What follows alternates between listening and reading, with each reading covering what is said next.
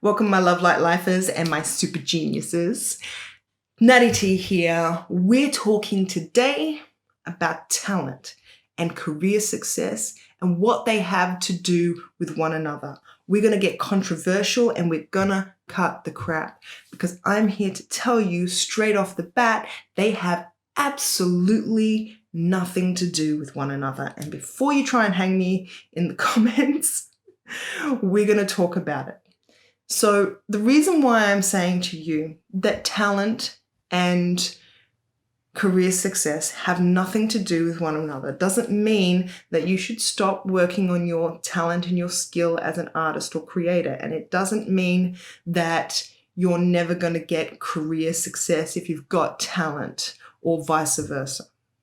What I'm talking about here is I want to cut the crap because we would like to think as creators and artists that if we become really good at what we do, that we will become successful. If I'm a singer and I have a beautiful voice, then I will become successful. If I am a painter and I paint really, really well, I will become successful. We would like to think that this is true. If I am really good at blank, I will become successful. But I want to stop you there for a minute because it's not true, is it? You want to think that way. You want to say that it's true. You want to stitch me up down there in the comments, don't you? But the truth is, you've seen it as much as I've seen it. It's not the most talented people who are the most successful. Take a look at any radio station. Take a look at any art gallery. It's not that these people don't have talent. It's just that you could have more talent than somebody on the radio, yet you don't have the fan base. You may have a better voice than Mariah Carey. Does that mean you're more successful? No, it doesn't. So let's stop that false premise to begin with. It's not that way. And I'll tell you something. The reason why it's not that way, look, it's not that you shouldn't go out there and work on your skills as an artist, your talent. You definitely should. It's definitely worthwhile. But please understand that you do that for you. Because if you did the same thing over and over again, if you never got better, if you didn't have more options in your creativity, it would become boring, it wouldn't be so creative, and you would probably not do it anymore. As a singer, when you expand your range, you do it because now you have a whole bunch more melodies and songs that you can sing and write. Your craft becomes ultimately more engaging for you as an artist, the more talent and skill you have in your medium. So you should definitely not stop. But understand, you do it for you. I'm going to real talk with you now and tell you what those people that you're trying to impress, those people who are responding to you outside of yourself, what do they want? Because if you're looking for career success as an artist or creator, then the truth is what you're looking for is fan base. You're looking for people to love your work, to want to pay for it, to want to share it, to want to be inspired by it, or to actually be inspired by it. You want people to view what you make and to, and here's the word, connect with it. Here's the thing.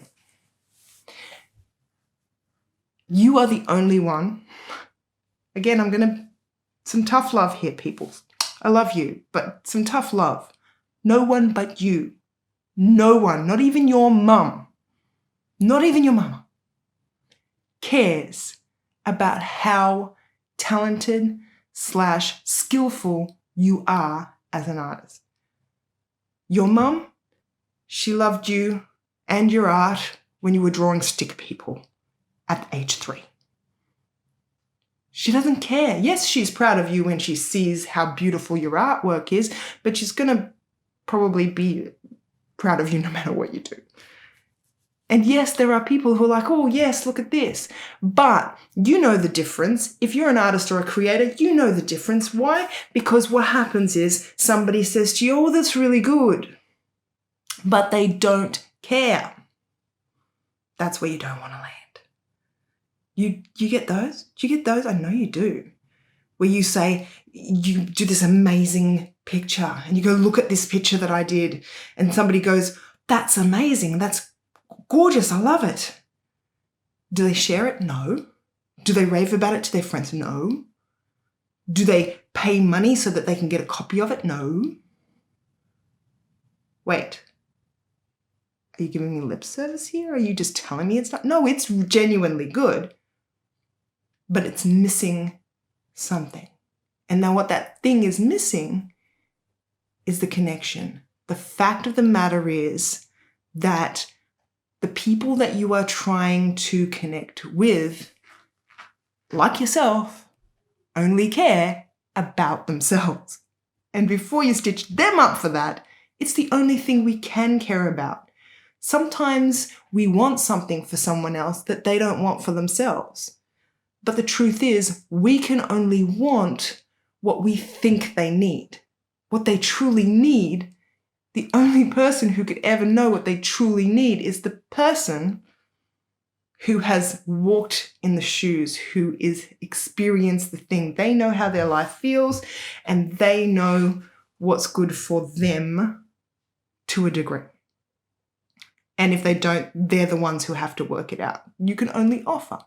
The point that I'm trying to make, before we go off on a tangent, is that this is our lives. We can only see from our own perspective. Okay? That's just life. We're going to just deal with that for a minute. We're going to pretend that we can deal with that, all right? We're going to pretend that we can deal with that. And the reason why we're going to do that is because when we understand that, you will then understand what it is that you're trying to achieve with your artwork. It's a connection, and it's an emotional connection. How your work feels to other people is what's going to connect you with them. But knowing that is not just valuable, it comes with a pitfall, because I have to warn you. Logically, what happens when we find out, you know what, Nariti, I think you are right. I think that artists that connect with more people become more successful. And it's true. But here is the one thing that you have to keep in mind, and you might want to write this down. You go to your fans. You don't go to your fans come to you. You don't go to your fans come to you. And here's what I mean by that. I mean that if you're trying to make an emotional connection, think about other places in your life where you're trying to make an emotional connection. For example, on a date. If you are on a date and somebody tries to make a false connection with you, in other words, just says what you want to hear and does what you want to do, you might be fooled for a short amount of time, but there's something inside of you that goes, there's something not quite right. And even if you are fooled for a little bit, it doesn't take long before you see the real them and you go, okay, that's not what I signed up for. That connection isn't serving me. It doesn't last long. However, when you're just being genuinely you and I'm just being genuinely me and we connect on an emotional level, fireworks happen. Fireworks happen. And it might not just be dating, it could be your BFF, and I do mean a best friend forever, like not just, oh, I have a new BFF every week. No, I'm not talking about that. What I'm talking about is those real delicious connections where you're like, oh my God, like you and I are just so, we've all had it happen at some point in our life. The idea is you can't go out there and try and fake a connection. What are my fans looking for emotionally? Well, how do they want to feel? You can't start engineering music or artwork or paintings or sculptures for your fans, you have to put your emotional self, you have to communicate yourself emotionally very, very well.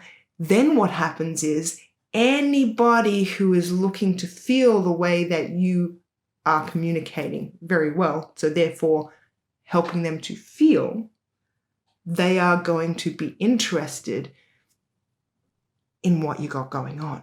The better you can communicate that emotion, help them to feel it, the more obsessed they'll become with you. Now, I'm not saying that that's healthy or that it's even right, but fans happen because of that emotional connection. We've all been on that side where we're like, we could point out a celebrity and go, you know what? I feel like if I met this person, they would totally get me. We would be such good friends. And that's just from hearing the songs that they write, or seeing the paintings that they paint, or seeing the sculptures that they make, or the photos that they make. I reckon that this person and I would get along, or that they would get me, because there is an emotional connection. That's what you're looking for, peeps. So I'm going to leave it there. I am going to ask you at this point to you do leave a comment and let me know what you think. And if you would like help in this area of connecting and inspiration and putting together an optimal creative process that helps you to do this, then pop the word talent into the comments and I will get with you and see how we can brainstorm and see if I can help you. Other than that, I hope you enjoy your day. Have a good one. See you later.